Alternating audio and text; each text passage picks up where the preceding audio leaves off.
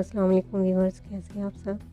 ईफन पकवान चैनल की तरफ से आज मैं आपके लिए लेकर आई हूँ बहुत ही यमी सेवियाँ, जो रुमाली सेवियाँ जिनको हम कहते हैं। तो आज हम इनकी मज़ेदार से स्वीट डिश बनाएंगे।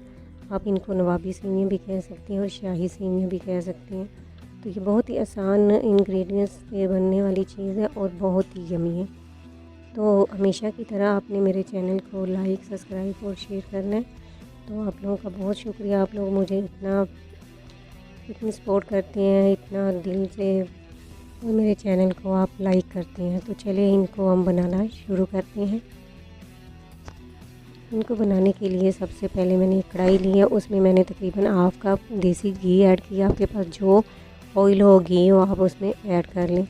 तो ये सबसे पहले मैंने ये तकरीबन 220 ग्राम जो है ये सेवियाँ ली हैं। इनको हम पंजाबी में रुमाली सेवियाँ कहते हैं। ये बारीक सेवियाँ होती हैं, तो ये मोटे वाली सेवियाँ नहीं है। ये पहले ही उन्होंने कुछ फ्राई की होती हैं। तो इसको हम सिर्फ तकरीबन 2 मिनट तक हम इसको लो फ्लेम पे इनको फ्राई करेंगे।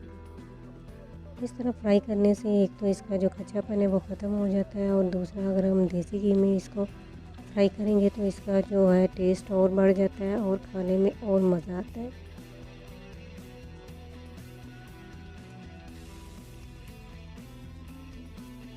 बिल्कुल हम लो फ्लेम को बिल्कुल ही लो रखेंगे, हाई फ्लेम पे आपने नहीं करना, तो ये पहले से ही फ्राई की होती है। तो अब हम इसमें तकरीबन हाफ़ कप जो है चीनी इस्तेमाल करेंगे।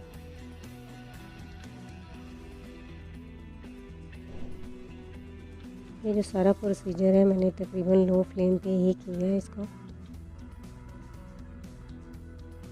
चीनी को अच्छे से हम मिक्स कर लेंगे। जब ये मेल्ट हो जाए इसमें, तो फिर अब हम अपना दूसरा इंग्रेडिएंट्स इसमें शामिल करेंगे। चीनी तकरीबन हमारी मेल्ट हो चुकी है। अब हम इसमें डाल देंगे हाफ़ कप दूध।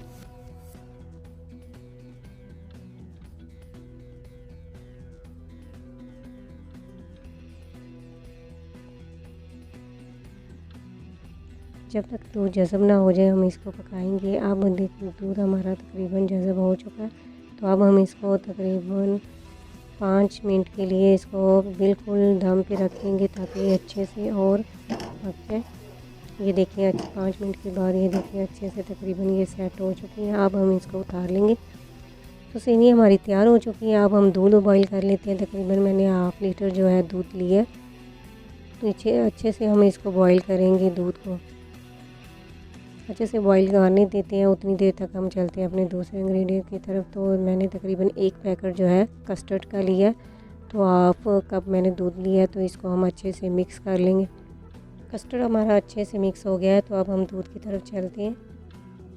तो दूध को अच्छे से बॉईल आ गए हैं। तो अब हम इसमें हाफ़ कप चीनी ऐड कर देंगे। तकरीबन 2 मिनट तक इसको बॉईल करेंगे, फिर हम अपना कस्टर्ड ऐड कर देंगे। तो सारा प्रोसीजर लो फ्लेम पे आपने ये करना है। तो अच्छे से हम इसको मिक्स कर लेंगे, ताकि कोई लम्स वगैरह इसमें ना आए।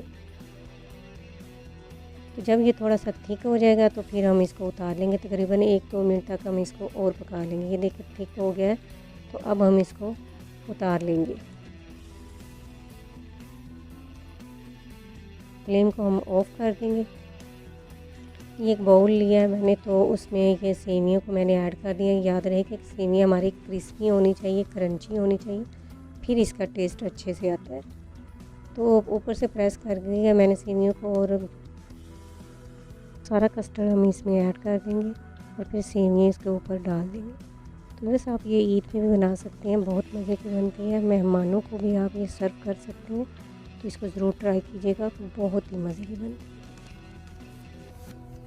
तो सेवियाँ सारी हम इसके ऊपर डाल देंगे अच्छे से। और तकरीबन ये मैंने ड्राई फ्रूट लिए हैं, जिनमें ये मिक्स ड्राई फ्रूट है। तो इसको मैंने रफली कटिंग कर लिया इस तरह। तो अब हम इसके ऊपर गार्निश कर देंगे।